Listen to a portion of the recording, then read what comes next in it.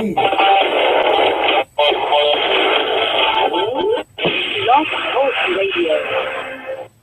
Lions and tigers and bears, oh my. Okay, we don't have lions and tigers and bears. We got an 800-pound gorilla on today's show called Google. And we're going to talk about something even scarier. Is your website a serial killer? This is like a pretty good topic for October since Halloween's coming up, right? Yeah. I remember that video that they did a couple of years ago. They had you talking about social media. You had all the scary pictures on it. That was pretty good. That turned me into a zombie, that Yeah, one? turned into a zombie. Well, we've got the whole month of October to do scary stuff. Yeah, yeah. Well, and you know, the web is kind of scary stuff central when you think about it. Yeah, what do you think about it? I mean, I don't know which one's scarier right now, Hillary or Trump, but they're both pretty scary. Scaring me. His hair is scary, right? I'll tell you. But I had a picture of him in the blog. Yeah, there you go. There you are. Except he wasn't blonde. But before we get into what we mean by whether your website's a serial killer, I thought you'd scare us by sharing our today's call-in number and also introducing our sponsors. So for our listeners out there in cyber world, you can call in by dialing 213-943-3808. That's 213-943-3808. Of course, you can find us by visiting workingthewebtowin.com. You can also find us on Blogger, Facebook, Twitter, LinkedIn, Google+, YouTube, Pinterest, and Instagram. This is getting a little longer every week. We want to thank our sponsors, of course. You know, Tub King has been our sponsor for a couple of years now. We know for a fact that they have some of the most beautiful, customizable clawfoot tubs that you can get out there. But they also have these new modern surface tubs that, you know, like right out of the futuristic movies like Star Trek and that kind of thing. And they also have walk-in tubs, and now they have the safety showers where you can just roll in your wheelchair and take a shower without even getting up to your chair. Well, you know, the bathroom's kind of a scary place, you know. I mean, I think they say that most of the accidents in a home happen in the bathroom. Right. And that's why they're selling so many walk-in tubs. Because, again, they're factory direct, so they save the clients lots and lots of money, and they guarantee to have the best price. And, of course, they're having a sale going on right now in October. Right. So if you go to the blog, our blog or their blog, tubking.com, you can find the special deals on them. Vibrant Life Health also has a full-service chiropractic office where they can care for all kinds of pains, neck pains, back pains, arm pains. Falling in your bathtub pains. Pains in the neck type pains. And if you're looking that you've hit 40 or 50 and you've discovered that you got 20 extra pounds that you really don't need, they can help you with that too. They got a guaranteed program to help you get rid of those things. And of course, if you go to vibrantlifehealth.com or any of their landing pages or even to our website, you can click on the link and they have specials going on for them right now also. So, you know what the scariest thing online is, in my opinion? What's that? Being lost in cyberspace. I mean, because today, you know, you and I started when the web was young. And back then, it was fairly easy to get. And not only that, it wasn't so crowded. That's what I'm saying. It was fairly easy to get online, and it wasn't as complicated. I mean, there were no blogs, no video. Heck, you could barely put any graphics on your page. Right, you could barely load a picture because it would take 15 minutes. You know? Yeah, and you know, so it was. There was no social nets. No social nets. You know, pretty easy. It was a very simple equation, and plus the fact that you didn't have one big 800-pound gorilla who was more or less monopolizing. Right. You had about 250 different search engines at the time. And there were at least a handful, I would say 10, that could give you some, you know, viable traffic. Right. And the beauty of it was you could usually get on them in about 24 hours. Right. It was very simple back then. You didn't have to pay an arm and a leg to do it. Yeah. Those kinds of things. I mean, today we live in a whole different world. That's the scary part. Right, and I mean, even as we speak today, 130,000 brand new websites just showed up online. And that happens every single day. I mean, you know, there's like 500 million websites out there. And guess what? Probably about 130,000 disappear off of page one every day. Yeah. As a matter of fact, when I was putting together the article to publish it, I was trying to find the scariest gorilla picture that I could get and still give them, you know, without having to pay a bunch of money for it. And stuff. So I came up with this one. And this guy's really sort of scary looking. I mean, when you think about it, you work really hard to get your website up there and get it working, you get it ranking, and you're totally pretty much at the whim of whatever Google decides is the best thing for you and everybody else. And not only that, there's only one rule online. You know what that is, right? Whoever has the goal makes the rules. No, the rules are subject to change. And at a moment's notice, no notice. No notice. I mean, I was going to say, usually they make a change and then you find out about it. You find out about it because you go in there and you're like, where's my page, dude? I mean, your site just can disappear from cyberspace in a heartbeat. And the problem is that a lot of web designers really aren't online marketers. So we're just amazed when we do our little free web analysis for prospects at how many bonehead moves some web designers do. I mean, they still think it's like 1999. Well, that brings the question I've heard people ask me all the time, is it best to have a main website or a bunch of landing pages or both? So sort of three questions. My answer is usually it doesn't hurt you to have the main website. No. I think it's a good idea. Mm-hmm. But you should have landing pages that are highly focused. Yeah, well, first of all, there's no rule that says one website per customer. And in fact, in a lot of cases, that's the worst way to try to generate position, because the problem is, let's say you're selling 10 different products. Right. Well, when the spiders come around and they look at your website, especially if they're all on one page, right, what's your chances of getting position under any of those 10 keywords? Right. Not very many. Slim to none, right? And particularly if they're very different products, you definitely want to have multiple landing pages where you can pretty much focus on that specific product for two reasons. And not just for the search engine, but obviously, if you don't get found and you don't wind up on page one, you're not going to generate any eyeballs anyway. But the other problem is that when somebody comes from a search engine to your website, if they're looking for apples and you're featuring bananas, guess what? Boink, you get that bounce factor. Yeah, and again, people can have a main site, but if they're having, you have to have focused pages Right. at minimum, if That's not right. focused landing pages. That's right. And people say, well, if you make these multiple pages, doesn't that make them serial sites? And Well, exactly. That's what we're talking about now. That's why called the thing is your website a serial killer, because literally this is something that has become a real problem within about the last year. Because you and I know we've had a lot of clients where we've used very successfully landing page technology, but we found out the hard way, because things started disappearing, that all of a sudden Google again changed its rules and it changed the designation of what it determines to be a serial site. Right. Because a serial site is basically a clone site, and that's the problem. Because if you've got, let's say you've got. when you say clone, you're talking about more or less an exact clone. Right? Exactly. Clone site. That's what I was going to explain. Let's say that you've got a website, and then you decide that you're going to you sell apples, bananas, oranges, and grapes. And let's say that you decide that you want to become more proactive with your online SEO. So you decide to create a series of landing pages, one for apples, one for oranges, one for bananas, one for grapes. Yeah. Now, as long as each one of those pages is significantly different from the other, they can all be branded to your Fruit R Us or whatever your Right. your name is.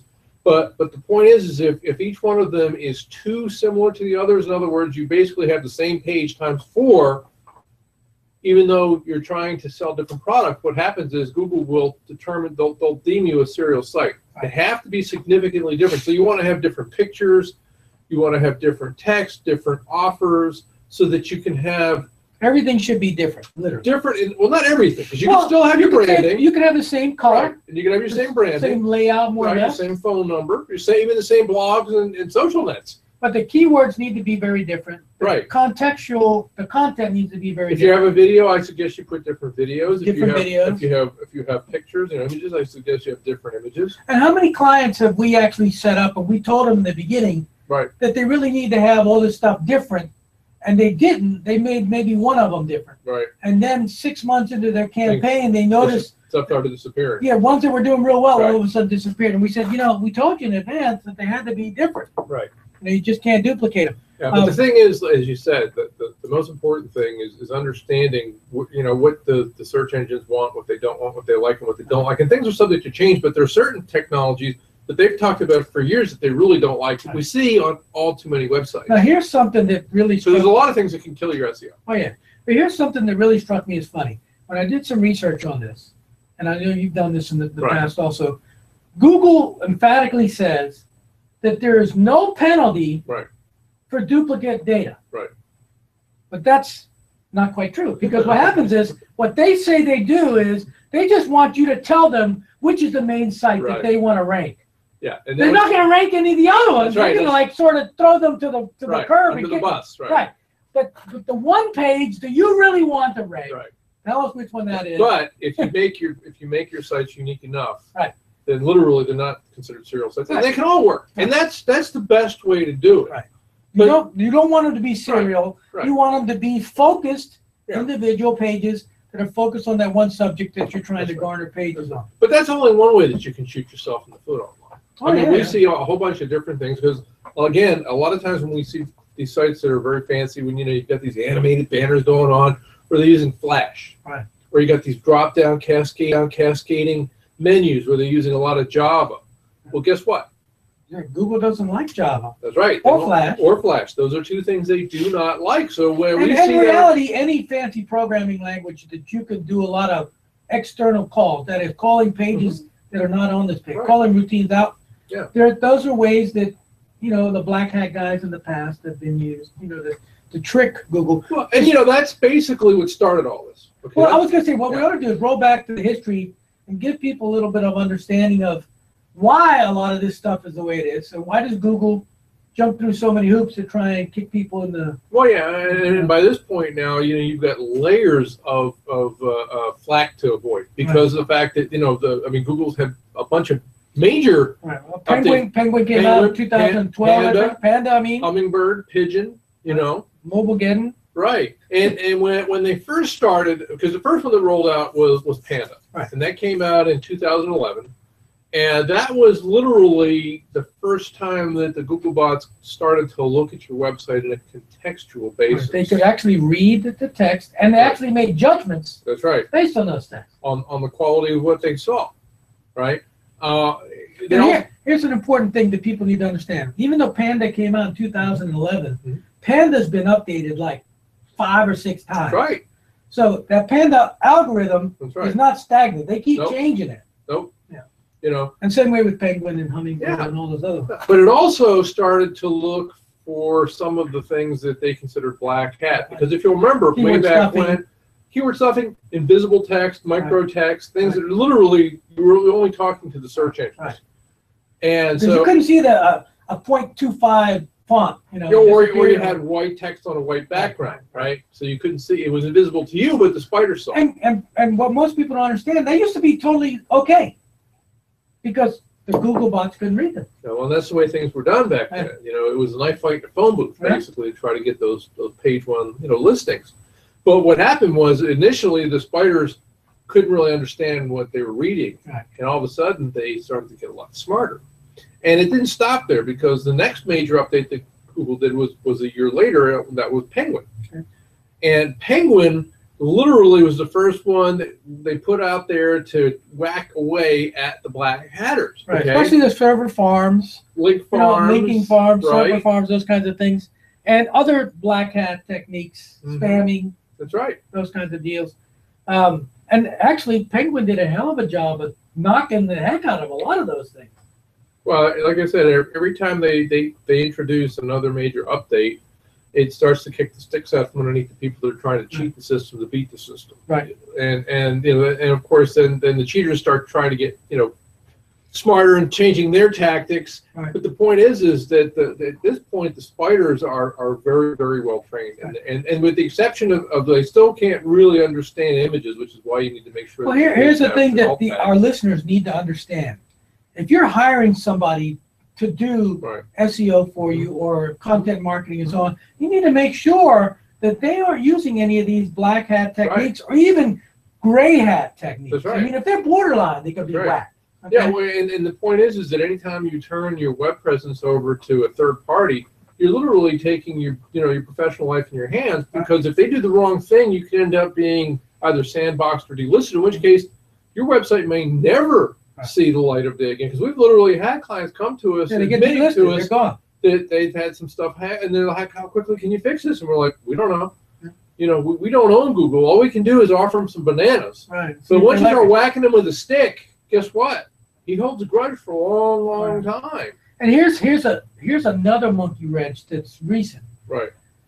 Now, your competitors can hire somebody to do you in, because what they can do is they can now plug your URL into black hat technique type server farms and all that kind of stuff and bots. And then when Google sees those things happening, they either sandbox you or delist you because they think you're doing it. Oh, well, we've talked about that in the past, because there's other things they can do too. Because obviously, you can also go out and post disinformation. Right. You can go out and post, bad reviews about Which companies. is- A lot of these places that where you post the reviews, all I do anonymously, there's really no way that you can defend yourself. So if you have a competitor who decides that he wants to pursue that angle, there's not a lot you can do. But you've got to kind of keep it. But that definitely affects affects your ranking. Absolutely. That's a ranking factor. Big Well, time. that's the way the black hatters are going now. Right. Now instead of doing things on site, they're going off site. Right. And they're kind of working the back room politics where, like, as you said, they'll plug you into these bots that'll send all this bogus traffic out to your site that you can't see it, but the Google bots can. Right. And they think you're doing something right. doogie, so they're gonna. That's right. Yeah, or if you sandbox post a yourself. video, there's a number of places they can go out to buy views on your video. All of a sudden you go in there and say, how did I get 10,000 views? And then the next day your video disappears Right. because Google pulls it. Right. And again, it had nothing to do with Right. you. Try defending yourself from that. Right. So you didn't buy the so many Twitter Right. followers and so on, and those kinds of things can get out of hand. So like I Very said, quickly, literally there are a lot of underhanded operators out there that are using these techniques. So you have to kind of keep keep track of a lot of different moving parts today. Well, That's Hummingbird. Let's talk about Hummingbird a minute, because again, Hummingbird is another one that's sort of progressed out. Well, before we get to Hummingbird, we also want to talk about Pigeon too. But Hummingbird, want to talk about Hummingbird first? Well, I was going to say it was the first one that started saying, you really need to start having mobile-friendly type sites, and it wasn't mandatory, but they told you that it was now a ranking factor. Yeah, well, and then once Mobilegeddon came in, and they're still saying that it's not mandatory. you just won't show up. You just won't show up.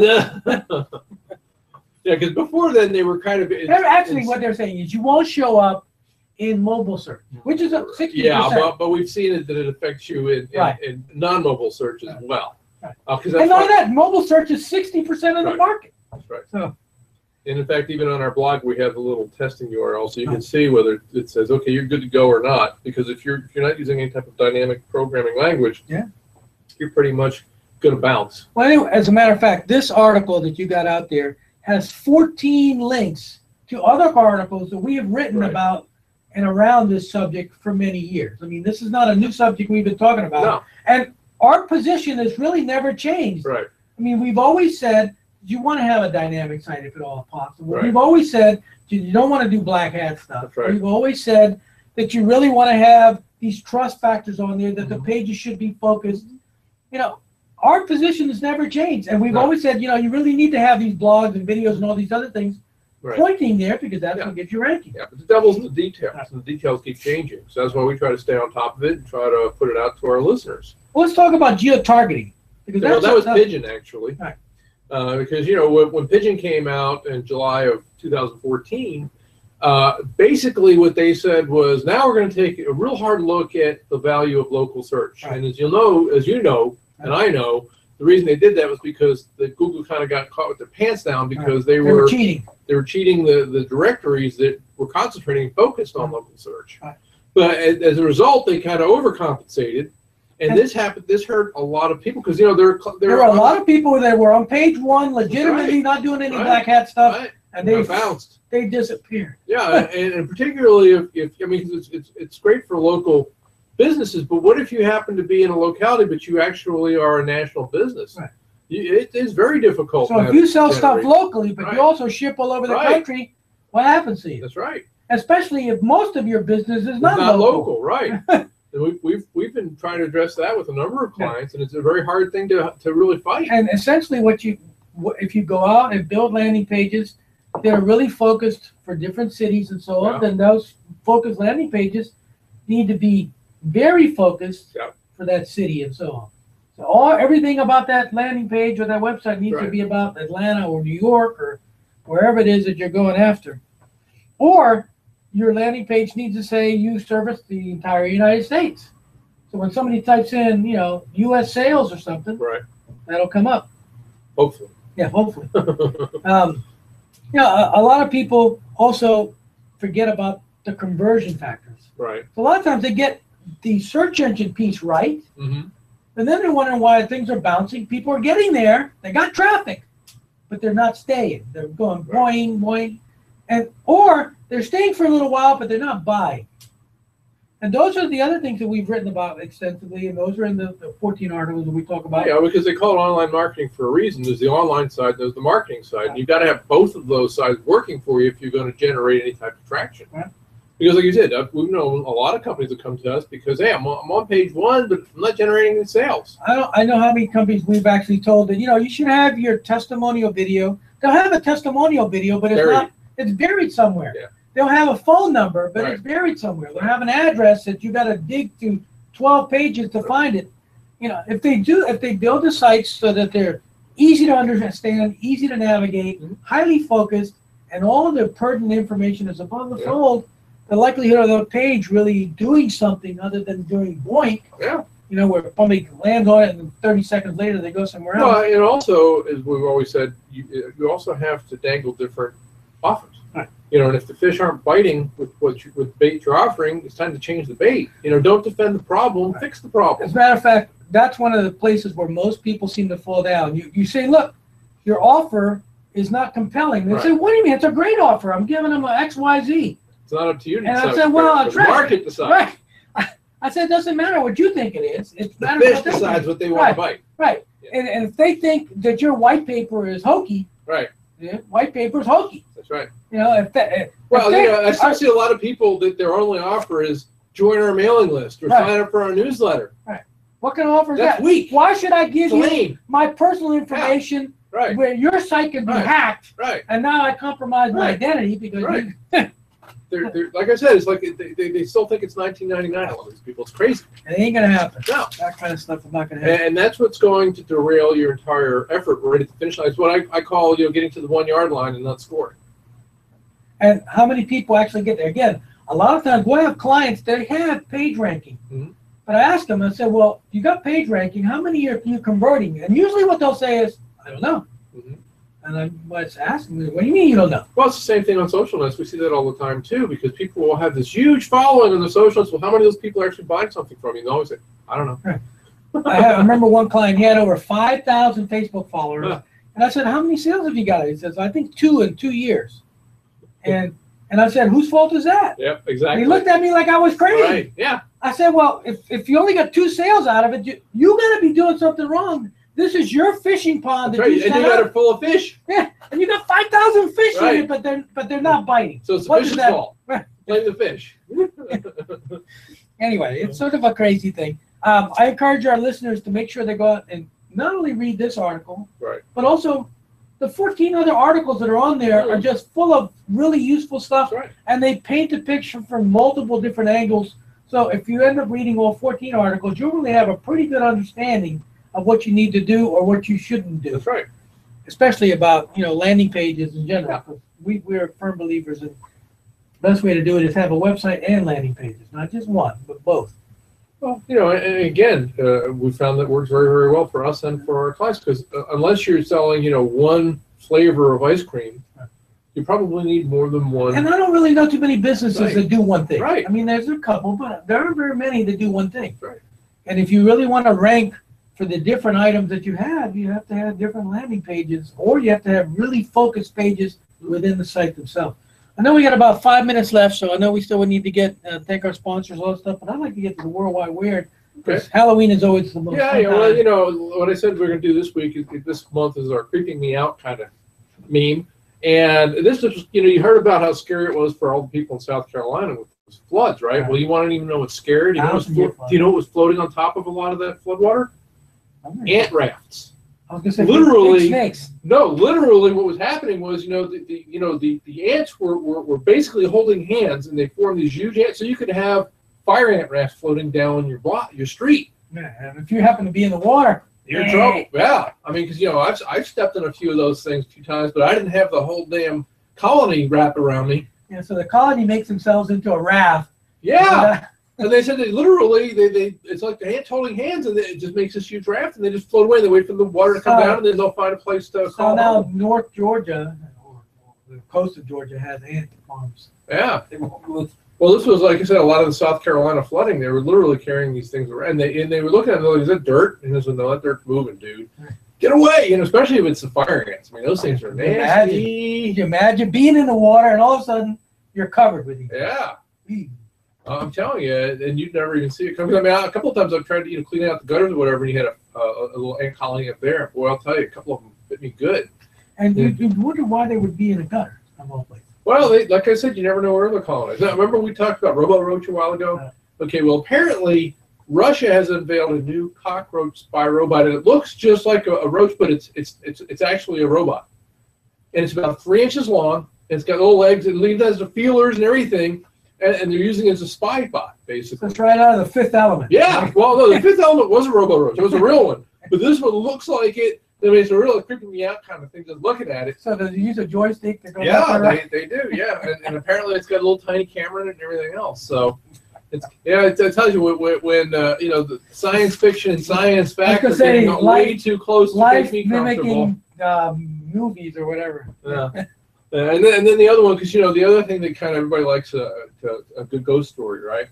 Well, here was one that was kind of interesting because this one was from Great Britain, and apparently a woman was walking through the woods and she spotted, literally, she said it was a ghost. It looked like a boy dressed in costume, and she actually took a picture of it with her smartphone, right? And when you look at this thing, you swear to God, and even the light and everything, it does not look. It looks like a child standing there. Yeah. And then when they zoom in, it even looks spookier because you can actually see the. Because she said it looked like somebody wearing a period costume, and she said when she did a little research, she found out that there were mines underneath the forest there that they used to work back in the 1700s. And she said the costume that the ghost was wearing was just like it. So it's kind of weird, the stuff that you see online these days. I don't know. I don't know whether I believe in ghosts or not, but it's quite possible that Well, there was another one that I found which was kind of interesting. It was the 7 most haunted houses in the New Orleans area. New Orleans, yeah. and that was kind of interesting too. So if you want to, what was really close to your house that used to live there? Yeah. Yeah, you hear a lot of weird things that are going on in New Orleans. Those don't happen on Bourbon Street, folks. Well, we got about 2 minutes left. I want to make sure that we thank Tub King, and we encourage our listeners to go to tubking.com and check out their October specials. Same way with Vibrant Life Health. If you want to find a really good chiropractor, that's a great place to go. And also, if you need to lose 20 pounds, they got the guarantee lose 20 pounds in 40 days or more weight. Again, it's guaranteed. And if you go to their website, you'll see dozens and dozens of, there's more than 100, I know. Right. Testimonials there. And there's several video testimonials and all that kind of stuff. And I've been there because I go to get my chiropractic adjustments there. And I see the people there, and I ask them, what's it like? I said, I just lost 22 pounds, that kind of thing. So check it out if you haven't had a chance to do that. Also, for our listeners, make sure you go to the notes page. We have 14 articles in the blog, but there's probably 36 articles on the notes page that are all about this subject. And again, when I post stuff, I don't just post our opinion. Right. I post opposing opinions, everything that's out there. There are several good articles that say there's no such thing as serial penalties. But when you read them, they don't explain the part that we're talking about, that you may have serial sites and Google doesn't penalize you. They just don't count them. Which is the same thing. Let's be honest. Right. It's like the pages don't exist, type of thing. So, and next week's show is going to be about. Well, we're talking about kind of like the creep factor. Yeah. So, but the next week's show is called "When Do Social Networks Become Antisocial?" Now, we're going to talk about a number of social networks and new apps that are out there that are designed to do some kind of creepy social stuff. And I know there's a lot of stalking stuff that's sort of scary out there. People don't really realize how easy it is to cyber stalk somebody. Yeah, but the problem is that now even a lot of the social nets, they're just putting out way too much information. You can put it out about anybody, even people you don't like. Yeah. That's when it kind of gets scary. It's kind of like mudslinging on, electronic.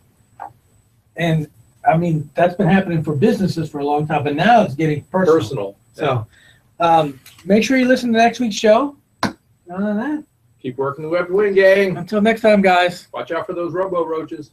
Gotta get some robo raid. Thank you for